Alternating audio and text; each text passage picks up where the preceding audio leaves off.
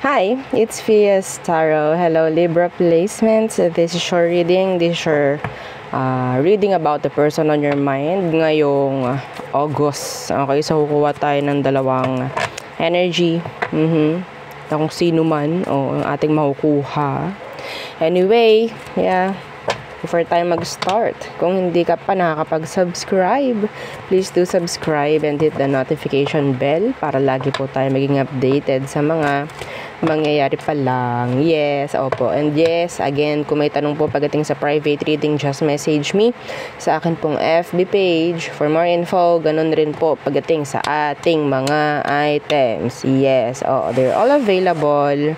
Okay, so we do have evil eye protections. Okay, so meron tayong ring. Ring natin is adjustable. Ring, necklace natin, okay, and bracelet. So yung bracelet natin, dalawa, merong adjustable, merong garterized. Okay, yan po ha, papakita ko lang sa inyo lahat. So yan, okay, and syempre yung ating 2-in-1 love and money bracelet. Okay, so unisex. Bakit unisex, Miss Pia? Pwedeng ilagay sa red pouch kung lalaki ka. Okay, gawin mong charm. Oo. Anyway, so meron siyang citrine stone. Again and again, citrine is money magnet. Okay, para mapataas ang sales mo, magkaroon ka ng maraming customers, mga ganyang bagay. Maka-attract ka ng wealth, maka-attract ka ng abundance, prosperity sa energy mo. Okay, hindi lang love. Yes, good connection ang pwede, no, ang ibibigay rin sa inyo. Anyway, samahan po ng evil eye protection. Napakahalaga nun. Okay, wag niyong baliwalain. Oo. So, yung granter naman natin is made to order. Oo. So, kaka-sage ko lang. Smudging, ang tawag. Anyway, so itong granter natin is made to order po, no? And ito yung taga-grant. Okay? Nang kung ano man yung mga ninanais ninyo, mga minamanifest ninyo. Pero aside doon, nagbibigay ito ng weekly surprises. At least 2 surprises per week. Okay? Yun yung ating granter. Again, samahan ng evil eye protection kung kayo ay magsusuot nito. Okay? And syempre, yung ating cord cut. Yung cord cut natin, padaliin natin ang kanyang job description. Pangtanggal at pangtaboy, MALAS po. Na, hindi natin binabanggit yun, ayaw natin mag-manifest yun. Okay? Yung alat, yun yung tatanggalin nito sa buhay mo, sa pamamahay mo, sa business mo. Okay? So, yan po, ha? So, again, cleansing kit. So, tanong nyo muna kay admin kung may available pa. Okay? Kasi napaka-useful ng ating cleansing kit talaga, sa totoo lang. So, ang laman niyan ay white sage and selenite. Selenite crystal. Okay? So, si selenite po, yan yung nagre-recharge sa ating mga charms and crystals. Lalo na pag nahahawakan ng iba, yan yun. Itatabi nyo lang kay selenite. Mari-recharge na, maalis na yung negative energies kung meron mang na-accumulate, no, yung ating crystals or yung ating mga charms. Okay? So, yeah, yun lamang. So, let's start the reading. Again, kung meron pong tanong, message na lang po sa akin pong FB page for more info. Okay? PM, not comment. Okay? So, Libra, the person on your mind. Let's see. This is for the month of August. Libra. The person on your mind. Let's see. Who is this? The Queen of Swords. Could be a fellow Libra. Could be somebody na merong legal background. Could be a teacher. Could be a lawyer. Somebody na pwedeng nag-e-educate somebody like that. Okay? So, specific po yun ha, hindi po yun para sa lahat. What's with that Queen of Swords? Some of them talagang matapang.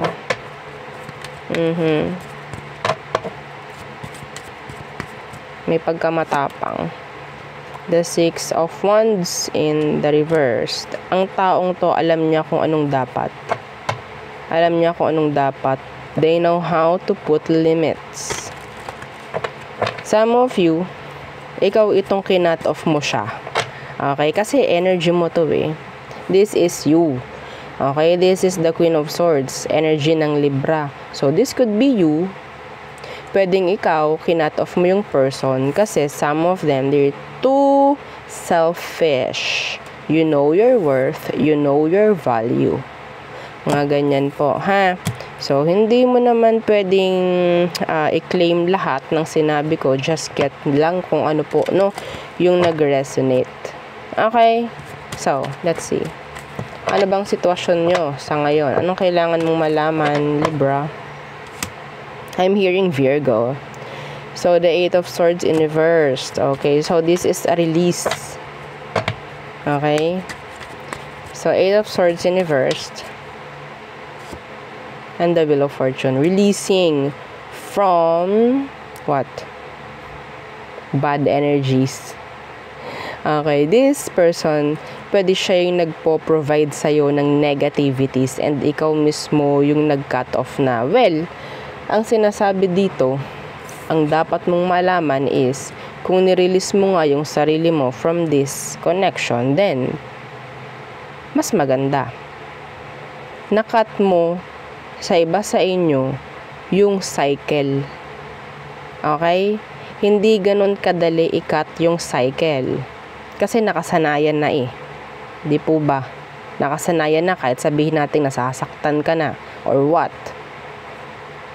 Pero hindi lahat sa atin kayang i-cut ang cycle.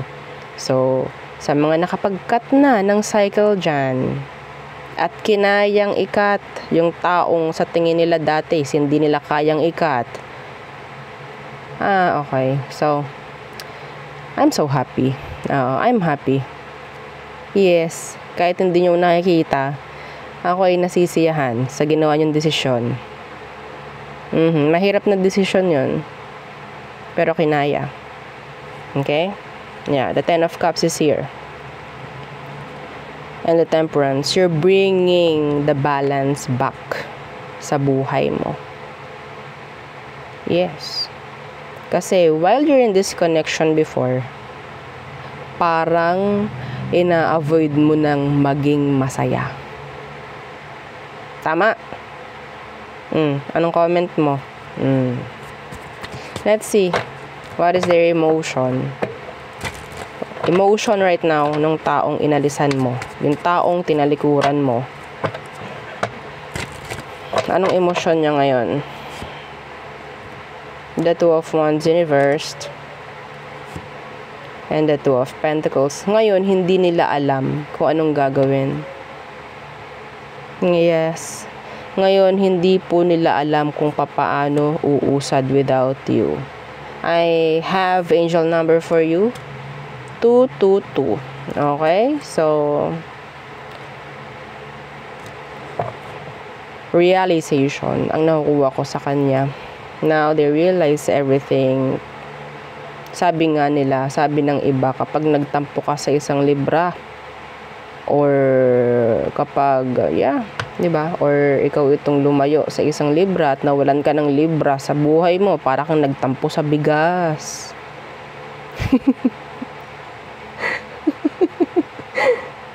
Hindi yun para sa lahat, ha? Alam ko naman na magrarant yung iba dyan. Pero yun nga, parang nagtampo sa bigas. Kasi yung mga Libra, diba? Libra. Yung mga Libra madalas sila yung marunong sila yung marunong na parang maki-oo. Okay, kahit minsan ayaw nila gumusto ng isang bagay kahit hindi nila gusto. Marunong mag-adjust ang mga Libra. Yun nga lang, dumarating sa punto na kapag naagrabyado na or parang feeling nila nagagamit na, doon na talaga lumalabas yung alam mo na eh. Okay? Negative side ng isang Libra. Lahat naman talaga is may negative side. Lahat. Actually. So, let's see what is their next action. What is their next action towards you, Libra? The King of Cups. What's with that? That's emotion, death.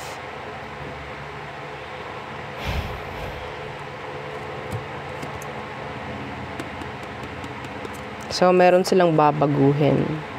Yeah. This person, may mga na-realize sila. Ngayong wala kayo. Ngayong wala ka. Ngayon lang siya nakaka-realize ng mga dapat ayusin, i-fix, or gawa ng aksyon, if ever. Yes. Oo. Yeah. The Eight of Cups. Anyway. So, ngayon kanya natututunang bigyan ng halaga, Libra. Ngayon lang. Tingnan natin anong outcome nyo ngayong August ng taong to. Page of Cups in reversed. And the Ace of Wands. Medyo delay pagdating sa communication. There's delays. Okay, the Page of Cups in reverse and the Ace of Wands in reverse. Ito please lang sa mga Libra na medyo soft pa. Meron pang soft side pagdating sa taong to, soft spot. I'm hearing some of you may chance na magkaroon ng make-up sex with this person. Okay? Page of Coins in reverse and the Seven of Swords.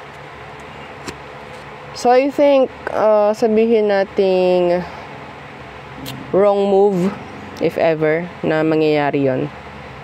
Okay? Like, makikipag-chok-chak-chenes kayo dito sa taong to, kahit sabihin nating hindi nyo pa naiayos yung mga dapat ayusin.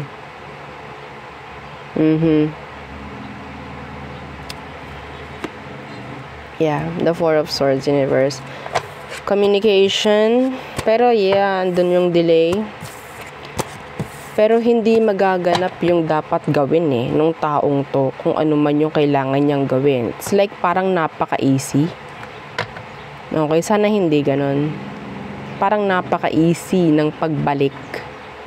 Or easy yung way niya papunta ulit sa'yo. So, parang hindi siya mahihirapan or what. Bigyan nyo ng challenge, Libra.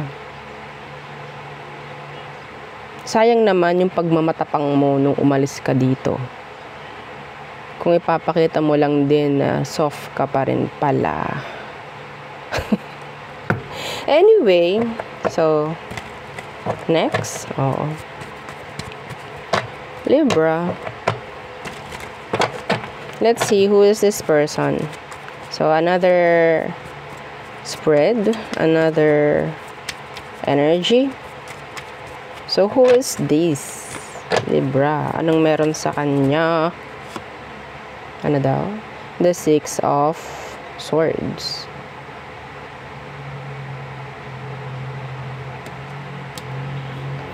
Itong taong to, maraming plano sa buhay. Okay? Maraming plano sa buhay, maraming gustong mangyari, ganap sa buhay. Okay? They want victory, they want success. Some of them, they're successful person. Mga ganong bagay. Anyway, so what's with that Six of Swords? The Devil in reversed. Yeah. Could be a Capricorn. Andun, ito Itong taong to, mga specific ko nakikita, sila yung taong masisipag. Okay? May kasipagan tong taong to. So, kung yung taong alam mo sa sarili mo, itong kakonek mo is napakatamad, hindi siya to. Okay? So, kung alam mo itong taong to is they are bum, walang ginawa, liabilities, hindi sila to. Ito yung taong ang dami niyang gustong mangyari sa buhay niya and ginagawa niya yon. Okay, responsible. They're so responsible. They know what they're doing. Okay? So, let's see. Anong kailangan mong malaman sa sitwasyon or sa inyo ng taong to? The Five of Cups. Why? The Queen of Swords. Ang nakuha ko lang dito, this person I think is sabihin natin lagi nag-overplan. Na sa sitwasyon, nangyayari is nagkakaroon na rin ng failure. Kaka-overplan. Okay? There's this failure. Some of you, may chance na parang nakakaligtaan na yung mga importanteng bagay sa connection. Okay? Could be the labels, maybe. Could be the marriage. Could be, mga ganyang bagay. Or pag-usapan kung magkakaanak or magkakaanak ba, mga ganyang bagay. Okay? Hindi masyadong nabibigyan pansin ang connection ngayon. Kasi itong taong to, they're more on on their success, on their victory. Parang ganyan. So, napapabayaan po yung inyong koneksyon. Napapabayaan po. Okay? Napapabayaan. Again, napapabayaan po ng taong to. Napapabayaan niya. Kahit sabihin natin, ginagawa naman niya yung mga dapat gawin or whatsoever. Pero, napapabayaan niya eh. Di po ba? Huwag natin pagtanggol. Emosyon. Tingnan natin. Anong emosyon ng taong to ngayon sa'yo? The Eight of Cups. The Ten of Swords. Yeah. This person, they know na talagang napapabayaan ka niya. Alam niya na parang na-failed ka niya. Parang yes. They're giving you failures pagdating dito sa connection. Yes, successful sila. Yes, nagagawa nila yung mga bagay na gusto nila whatsoever. Pero failure sila pagdating sa connection na to. At alam nila yon. Alam po nila. Okay? Failure. Sabihin nating alam niya kasi na pwedeng hindi pa siya ready pagdating sa connection, pagdating sa'yo, magkaanak, ikasal, mga ganyang bagay. Some of them, they're ready to settle. Pero hindi nila ginagawa. They're an overthinker, some of them. Andun kasi yung parang lagi nilang plano. Yung parang ayaw ng taong tong may mangyayaring failure, hindi niya alam, failure na ang nangyayari kasi sobrang pagpaplano. Alam niyo yun? Yeah. Let's see what is their next action.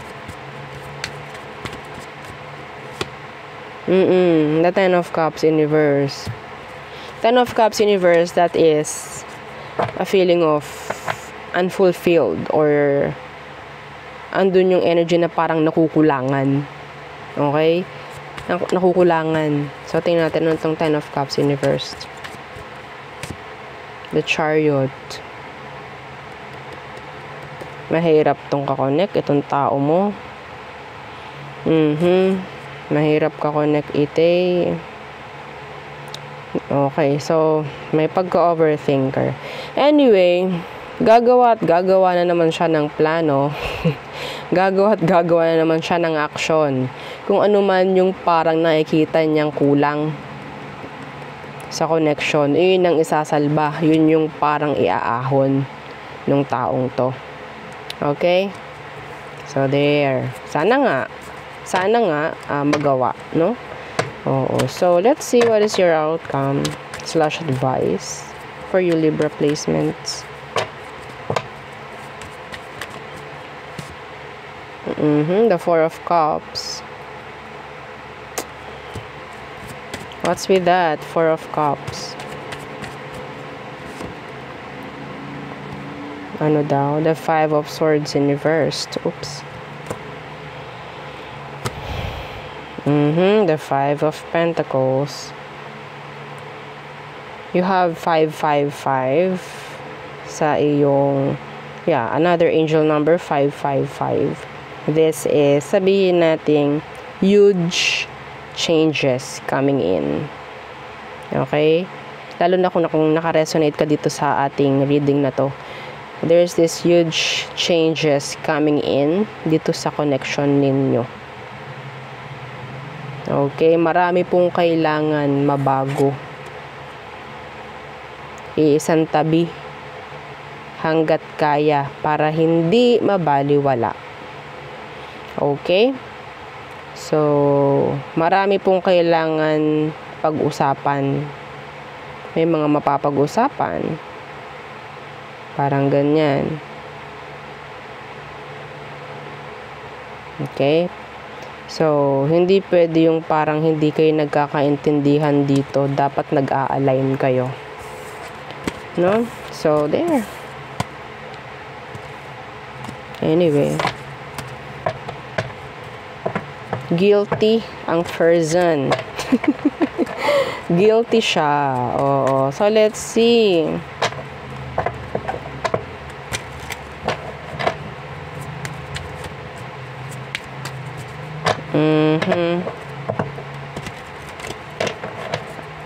All signs Aries through Pisces. Aries, inconsistent. Taurus, they love you. Some of them makikitaan mo ng ng signs na they love you or they like you. They're into you.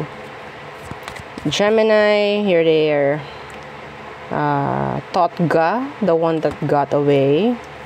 Cancer, they want to reconcile. They want to see you. They want to be with you. Leo, they're waiting for you. They're thinking of you.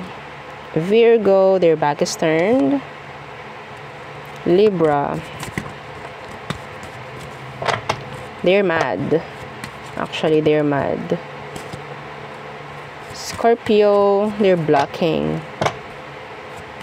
There's tension, I guess. Sagittarius, they're conflicted. Some of them, they're not open. Capricorn, there's drama. Aquarius, they're being guarded, actually. They're guarded. Pisces, too much hot and cold energy coming from them. So there, yun ang aking reading for you, Libra placements. Again, please don't forget to like, share, and subscribe, and follow our FB page and yung atin pong second YouTube channel na nasa description box below. Hanap-hanapin nyo lang po, no? Yung ating love letter. So again, thank you. Goodbye.